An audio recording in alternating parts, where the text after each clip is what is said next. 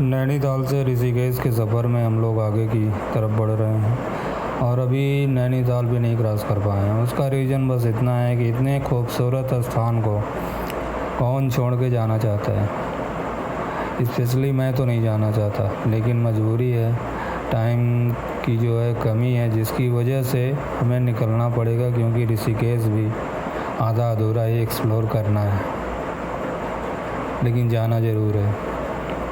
हम लोगों ने जो प्लान किया था वो हुआ नहीं। हमें पता नहीं था, ये पहली बार था ट्रैवल, तो हमें लगता था कि नैनीताल से कोई शॉर्टकट होगा जिससे हम लोग ऋषिकेश जल्दी से जल्दी पहुंच जाएंगे, लेकिन ऐसा कुछ नहीं है।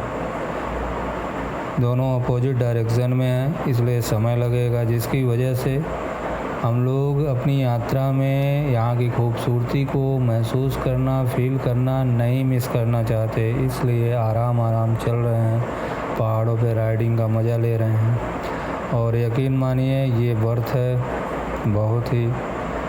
और ठीक है, जितना समय है उतने में ही घूमेंगे, एक्सप्लोर करेंगे, उसके बाद निकलना है।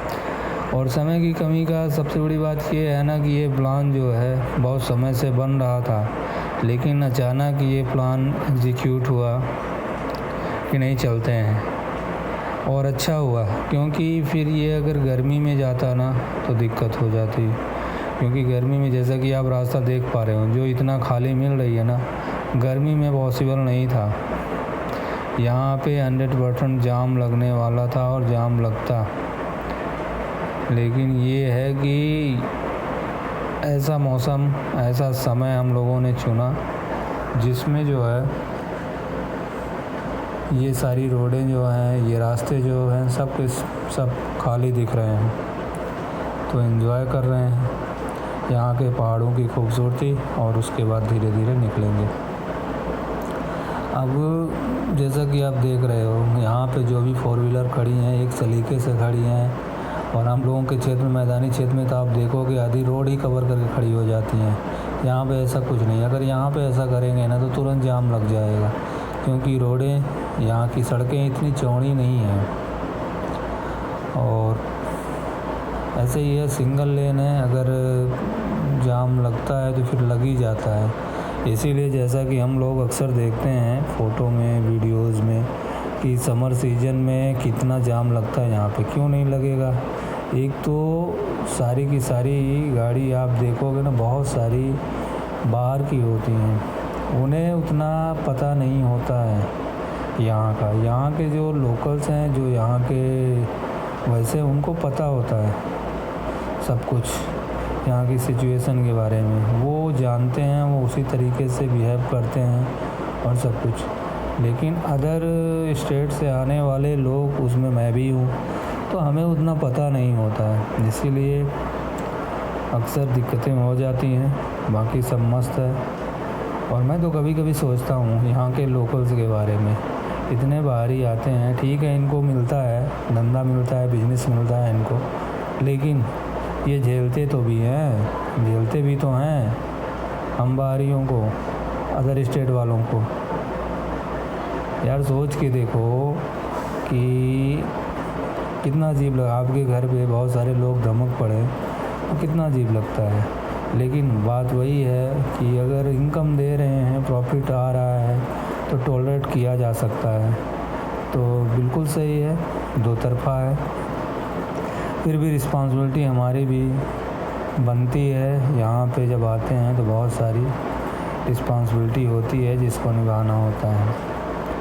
ज़रा सोच के देखो, हम लोग सुबह ही निकल रहे हैं, यही अगर टाइम हो जाता दोपहर का, जब, या तो फिर एक पीक टाइम जो होता है मार्केट का और सब कुछ, फिर यहाँ पे कितनी भीड़ होगी, कितनी क्राउड होगी, आप सोच के देखो।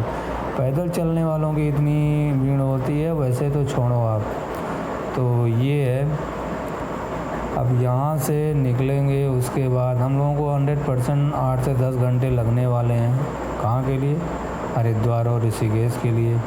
हरिद्वार से ऋषिकेश ज़्यादा दूर नहीं है, 1 घंटे का शायद रास्ता है, ये 50 किलोमीटर है, ऐसा कुछ होगा। लेकिन टारगेट हम लोगों का है कि पहले हरिद्वार जाएंगे, उसके बाद ऋषिकेश जाएंगे और एक्सप्लोर करेंगे।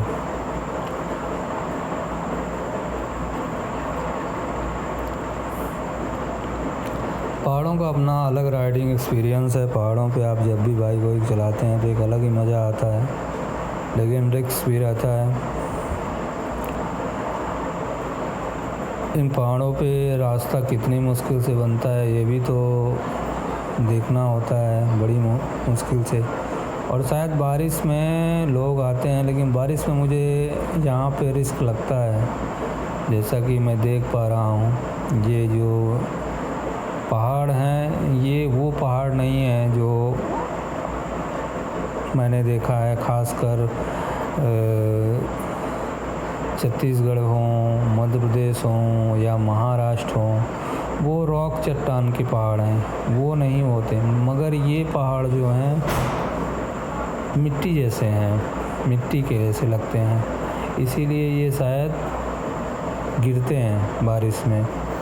स्लाइडिंग होती, लैंड स्लाइडिंग जो बोलते हैं होती है, वो सब इसी वजह से होती है क्योंकि ये पहाड़ों का एक नया वो है। वैसे भी हिमालयाज न्यू है ना कि ओल्ड, तो ये जो है यहाँ पे स्लाइडिंग होती है लैंड की और पहाड़ वो हो जाते हैं, तो रास्ते में दिक्कत होती है। बारिश में रिस्क रहता है। और बारिश में सबसे बड़ी बात, पहाड़ों का पानी जो नीचे उतरता होगा, तो कई जगह हम लोगों को रोड ऐसी मिलती है जहाँ पे एक नाले जैसा बन जाता होगा, पानी बहुत तेज़ी से उतरता होगा। इस सीज़न में तो नहीं था, लेकिन बारिश में 100% डेफिनेटली वहाँ से पानी खूब तेज़ी से गिरता होगा। वहाँ पे भी रिस्क हो सकता है बाइक स्लिप करने का, वो सारा। लेकिन आने वाले आते ही होंगे, पता नहीं। और हम लोगों ने सही मौसम चुना, फरवरी का, न ज़्यादा ठंडी न ज़्यादा गर्मी। और मुझे पता चल चुका है कि इस मौसम में यहाँ पे थोड़ा शांति रहती है, क्राउड कम रहता है। अब मैं जब भी आया करूँगा इसी मौसम में आया करूँगा, इसी टाइम पे आया करूँगा। ये परफेक्ट है अगर आप सचमुच में एक्सप्लोर करना चाहते हैं, घूमना चाहते हैं, तो ये सबसे बढ़िया मौसम है। हाँ, थोड़ा एक्स्ट्रा लगेज कैरी करना पड़ता है, लेकिन उतनी ठंड नहीं पड़ती है जितनी हम लोग सोच के रखते हैं। क्योंकि हम लोग जैसे मैदानी क्षेत्र से आया था मैं, और वहाँ पे नॉर्मल, अब ठंडी नॉर्मल हो रही थी, तो हम लोग जब यहाँ पे आए तो यहाँ पे भी ठंडी सेम कपड़े में उस वैसे ही सिचुएशन था, उतना ही सब कुछ था और कोई दिक्कत हुई नहीं। ठीक है, थोड़ा बहुत इधर उधर हुआ, लेकिन उसमें भी कोई दिक्कत नहीं हुई। अब यहाँ पे थोड़ा रुक के हम लोग फ़ोटो और वीडियोज़ क्लिक कर लेंगे, क्योंकि यहाँ पे बहुत खूबसूरत लग रहा है सामने से देखने में, और थोड़ा एंजॉय कर लिया जाए, फ़ोटो वगैरह ले लिया जाए, क्योंकि बार बार मौके नहीं मिलेंगे। जो लोग यहाँ के हैं उनको ये खूबसूरत नज़ारे तो हमेशा रहते हैं उनकी आंखों के सामने, वो कभी भी एक्सप्लोर कर सकते हैं, कुछ भी कर सकते हैं। पर हम जैसे लोग जो बाहर से आए हुए हैं, अदर स्टेट से आए हुए हैं, उनके लिए ये तो स्पेशल मोमेंट है यहाँ पे अपना क्लिक करने का फ़ोटो या कुछ भी।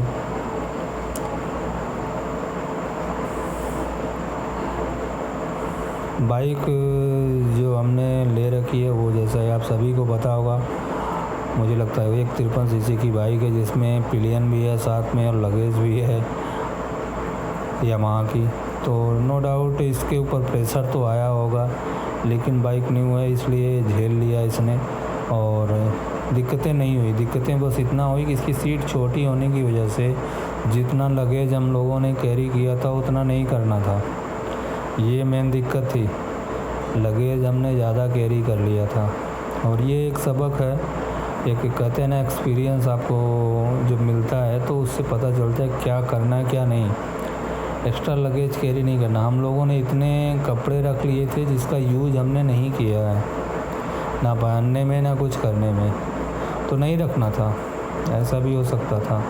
और जैसे चलिए शॉल वगैरह जो रखे थे वो काम आ गए, क्योंकि जब नाइट में, और काम आते भी हैं, जब नाइट में राइड करते हैं तो शॉल का काम पड़ जाता है, क्योंकि ठंडी का समय है तो उसको आप डाल के राइड करते हो। लेकिन बहुत चीज़ें ऐसी हैं पहनने वाले कपड़े जिनको ज़रूरी ही नहीं था, लेकिन हम लोग फर्स्ट टाइम था ऐसी जगह पे आने का जहाँ हम लोगों को लगा कि बहुत सारे कपड़े लगेंगे, बहुत सारा वो लगेगा। जितना कपड़ा हम लोग लेके आए थे उतने में तो हम लोग 1 महीने बिता सकते थे रुक के, और बिताए कितने दिन, मुश्किल से 1 वीक के अंदर हम लोग को रिटर्न लौट जाना है। तब सोच के देखो, 1 महीने का कपड़ा लेके आए और 1 वीक के अंदर घर लौट जाना है, तो कोई सेंस ही नहीं बनता इतने कपड़े लेके आने का। लेकिन हम लोग लेके आए और उसका यूज़ भी नहीं हुआ। नेक्स्ट टाइम ज़रूर ये होगा कि कपड़े कम कैरी किए जाएं और समय निकाला जाए ज़्यादा, और लगेज कम से कम हो, इसेंशियल जो हो वही हमारे पास हो। बहुत सारी चीज़ें अवेलेबल हो जाती हैं, ठीक है। तो और वैसे भी जब आप राइड करते हो तो आप ये नहीं देखते हो कि क्योंकि राइड के दौरान तो आपके कपड़े धूल मिट्टी और डर्ट से गंदे होते ही हैं, और आप कहीं विजिट करते हो बस वही आपको चाहिए, इधर उधर कहीं अच्छे स्थान पे या कहीं जा रहे हो। बाकी राइड के दौरान तो आपके कपड़ों की परवाह नहीं होनी चाहिए आपको, क्योंकि वो गंदे होंगे और उसको आप संभाल नहीं पाओगे। तो यही है कि जितना आपके पास लगेज कम हो, अगर लंबी यात्रा है तो उतना ही आसान रहेगा। हाँ, 60 है, 100-150 किलोमीटर की राइड है तो वो अलग बात है, 200 की। लेकिन हम लोगों का तो पूरा अगर आप देखोगे एक बार, तो हमारे यहाँ से लगभग 750 किलोमीटर तो ये था नैनीताल, और यहाँ से फिर हम लोग वापस जा रहे हैं पीछे, और पीछे जाके फिर वहाँ से जाएंगे। पीछे कितना जाएंगे, कम से कम 150, 200, 250 किलोमीटर। उसके बाद फिर वहाँ से जाएंगे हरिद्वार से फिर ऋषिकेश। तो हम लोगों को पूरा टूर, फिर उसके बाद उतना वापस भी जाना है। ये है कि अब यहाँ नहीं आना रहेगा, रिटर्न में उधर से ही वापस चले जाएंगे। तो हम लोगों का ओवरऑल टूर जो है तो 1600 किलोमीटर तो पड़ ही जाएगा आना जाना। तो इस तरीके की यात्रा है, और कोई नहीं, मज़ा आया यहाँ पे। और अगर किसी जर्नी में चैलेंज ना हो तो मज़ा भी नहीं आता। इजी तरीके से आप चले जाओ, इजी तरीके से आ जाओ, तो वो फिर मज़ा नहीं आता। कुछ तो याद रहना चाहिए। लेकिन ये एक बात तो है, रिटर्न में, वापसी में चुनौती तो होने वाली है, क्योंकि सोने को नहीं मिला है यार। दूसरी बात ये, जब भी कोई नया स्थान होता है, मेरी समस्या ये है कि नए स्थान पे पहले दिन तो मुझे नींद आती नहीं है। जब तक बॉडी वहाँ के लिए यूज टू नहीं होगी तब तक मुझे नींद नहीं आएगी, और यूज टू होने ही नहीं पाई बॉडी, और मुझे निकलना पड़ रहा है, जिसका मतलब मैं सो नहीं पाया हूँ। और आज पूरी रात गाड़ी चलेगी, तब जाके हम लोग सुबह कहाँ पहुँच पाएंगे, ऋषिकेश। तो आप जैसा कि सोच लो कि सोने को नहीं मिलेगा। फिर ऋषिकेश में 1 से 2 दिन, वहाँ पे जैसे ही पहुँचेंगे फिर नींद नहीं आएगी। क्यों? उसका रीज़न वही जो बताया आपको, कि वहाँ के एनवायरनमेंट के हिसाब से बॉडी यूज टू नहीं होगी, फिर मुझे नींद नहीं आएगी। फिर वहाँ 1-2 दिन बिताने के बाद फिर वहाँ से निकलेंगे तो फिर घर। तो मुझे तो लगता है सुकून से सोने को मिलेगा घर पर ही। कोशिश करेंगे ऋषिकेश में कम से कम पूरा का पूरा 1 दिन रिलैक्स होकर बिताया जाए, ताकि सो सकें वहाँ पे। और घूमना भी है, सबसे बड़ी बात ये हो जाती है, अगर आप थके हो, सो जाओ और आपके पास समय भी नहीं है, तो आप सिर्फ, ऐसा तो है नहीं कि इतने खूबसूरत स्थान पे आए हो सिर्फ सोने के लिए। तो कोशिश करेंगे कि 1 दिन एक्स्ट्रा वहाँ पे दिया जाए, ताकि कम से कम 12 घंटे या नींद मिल जाए, फिर उसके बाद वहाँ पे घूमा जाए। अब यहाँ पे हो चुका है, जो भी फ़ोटो क्लिक करना था वो चीज़ें हो चुकी हैं। अब यहाँ से आगे के लिए प्रस्थान करेंगे अपने गंतव्य पर, और फिर आगे चलते हुए आपसे बात करते रहेंगे। और चैनल को सब्सक्राइब करिए भाई, वीडियो को शेयर करिए, लाइक करिए। हो सकता है ये चैनल ग्रो हो जाए और हम भी आपके लिए कुछ कंटेंट डालें। हालांकि अगर वॉइस क्लियर नहीं आ रही होगी तो उसके लिए माफ़ करिएगा, उसका मैं देख रहा हूँ कि कोई अच्छा सा माइक और ड्यूरिंग अ जर्नी वीडियो और वॉइस जो है दोनों हो सके। और वीडियो क्वालिटी भी मुझे लगता है कैमरा काफ़ी समय का मेरा हो गया है, यूज नहीं हुआ भले, लेकिन हर चीज़ कोई भी गैजेट आप लोग यूज करो या ना करो उसका एक टाइम पीरियड होता है। उस टाइम पीरियड के दौरान आफ्टर उस टाइम के बाद उसका जो है टाइम ख़त्म हो जाता है। हर चीज़ उसकी क्वालिटी वीडियो हो या किसी चीज़ की हो, वो चीज़ें उस तरीके से वर्क नहीं करती जैसा हम सोच के रखते हैं। अब आगे के लिए बढ़ेंगे और यहाँ से निकलेंगे धीरे धीरे, क्योंकि काफ़ी समय हो गया खड़े खड़े। आप लोगों ने मेरी बकवास सुनी, उसके लिए बहुत बहुत धन्यवाद। अब आगे उम्मीद करते हैं और बात करेंगे किसी और टॉपिक पे, और चलते हैं।